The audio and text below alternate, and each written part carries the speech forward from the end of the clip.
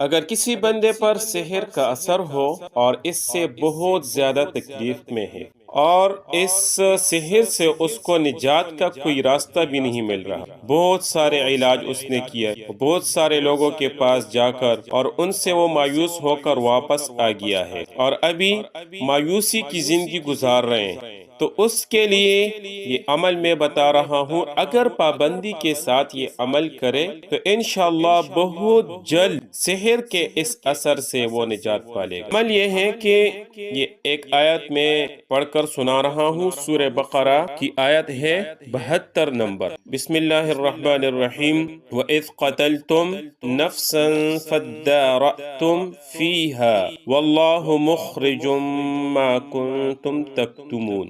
یہ آیت ہے، یہ آیت 41 مرتبہ پڑھ کر ان کے مریض پر اور پھر پانی پر بھی اس کو پھونکے اور پانی مریض کو پلائے اور ہر روز نیا پانی لے، ہر روز نیا پانی لے کر 41 مرتبہ صبح کے وقت اس میں پھونکے اور پھر شام تک سارا کا سارا پانی مریض کو پلائے۔ یہ عمل کریں انشاءاللہ پابندی کے ساتھ، ایک ہفتے کے اندر اندر اس مریض کو ان کا اثرات نظر آئیں گے انشاءاللہ۔